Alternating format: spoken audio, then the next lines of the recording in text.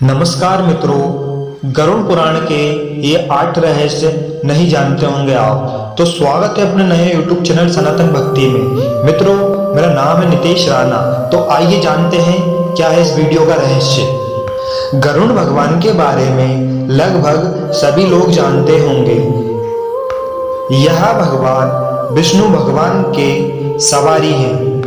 मित्रों, माना जाता है कि गरुड़ भगवान की एक ऐसी प्रजाति थी जो बहुत ही बुद्धिमान थी और उसका काम संदेश और व्यक्तियों को इधर से उधर ले जाने का था। कहते हैं कि यह इतना विशाल काय पक्षी था जो कि अपनी चोंच से हाथी को उठाकर उड़ जाता था। गरुड़ जैसे ही 2 पक्षी रामायण काल में भी थे जिन्हें जटायु और संपाति कहा जाता था। ये दोनों भी दंड कार्य क्षेत्र में रहते थे और ये दोनों विचारण करते रहते थे। इनके लिए दूरियों का कोई महत्व नहीं था। स्थानीय मान्यता के मुताबिक दंडकर्ण्य आकाश में ही रावण और जटायु का युद्ध हुआ था और जटायु के कुछ अंग दंडकर्ण्य में आ गिरे थे।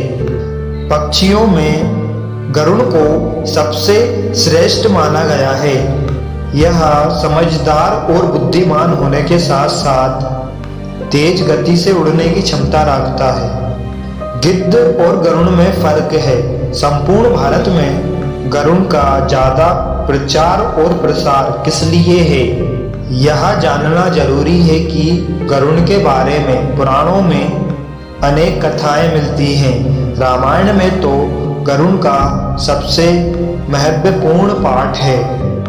और गरुड़ कैसे पक्षी से भगवान बन गए। चेन्नई से 60 किलोमीटर दूर एक तीर्थ स्थल जिसे पक्षी तीर्थ कहा जाता है।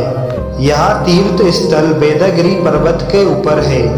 कई सदियों से दोपहर के वक्त गरुड़ का जोड़ा सुदूर आकाश से उतर आता है और फिर मंदिर के पुजारी द्वारा दिया गया प्रसाद को ग्रहण करके वापस आकाश में उड़ जाता है। लाखों हजारों लोगों उनके दर्शन के लिए वहां पहले से ही स्थित रहते हैं। वहां एक पुजारी के मुताबिक संयुक्त ब्रह्मा 8 मानस पुत्र शिव के साप से गरुड़ बन गए थे। उनमें से 2 संयुक्त के अंत में, 2 त्रेता के अंत में, 2 द्वापर के अंत में श्राप से मुक्त हो चुके।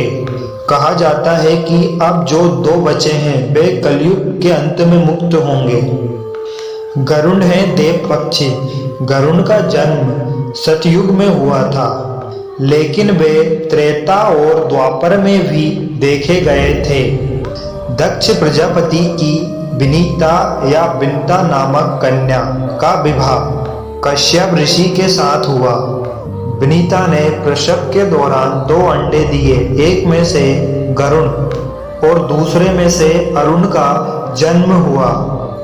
अरुण तो सूर्य के रथ के सारथी बन गए, तो गरुड़ ने भगवान विष्णु के वाहन होने का स्वीकार किया।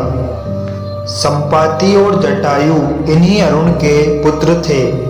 बचपन में संपाति और जटायु ने सूर्य मंडल को स्पर्श करने में लंबी उड़ान भरी। सूर्य का असर तेज से व्याकुल होकर जटायु के बीच से निकल गया, किंतु संपाति उड़ते ही गया सूर्य के निकट। पहुंचने पर सूर्य के ताप से पंख जल गए और वह समुद्र के तट पर गिर गया और चेत शून्य हो गया।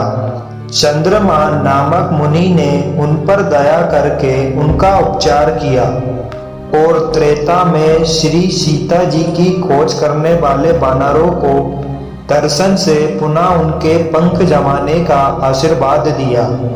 सतयुग में देवताओं से युद्ध। पुराणों में भगवान गरुड़ के पराक्रम के बारे में कई कथाओं में वर्ण मिलता है।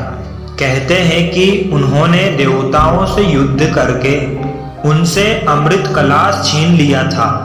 दरअसल ऋषि कश्यप की कई पत्नियां थीं, जिनमें से 2 विनीता और कद्रु थी। ये दोनों ही बहन थी जो एक दूसरे से ईर्ष्या रखती थी। दोनों ही के पुत्र नहीं थे, तो पति कृषभ ने दोनों को पुत्र के लिए वरदान दे दिया।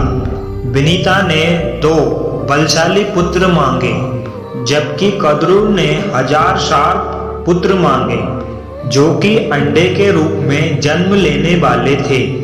सर्प होने के कारण कद्रू 1000 बेटे अंडे से उत्पन्न हुए और अपनी मां के कहे अनुसार काम करने लगे।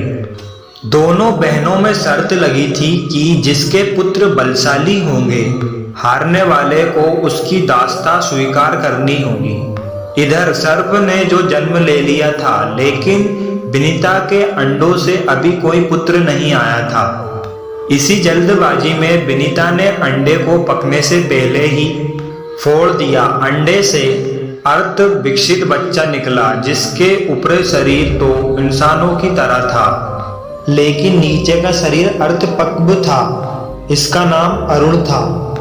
अरुण ने अपनी माता से कहा कि पिता के कहने के बावजूद भी आपने धैर्य खो दिया और मेरे शरीर का विस्तार नहीं होने दिया, इसलिए मैं आपको श्राप देता हूँ कि आपको अपना जीवन एक सेवक की तरह बिताना होगा। अगर दूसरे अंडे में से निकला उनका पुत्र उनको इस श्राप से मुक्त नहीं करवा पाया, तो उन्हें आजीवन दासी बनकर ही रहना होगा। मित्रों, वीडियो को लास्ट तक देखने के लिए आप लोगों का बहुत बहुत धन्यवाद। चैनल को लाइक कर दें, सब्सक्राइब कर दें, बेल आइकन प्रेस कर दें और जय हिंद।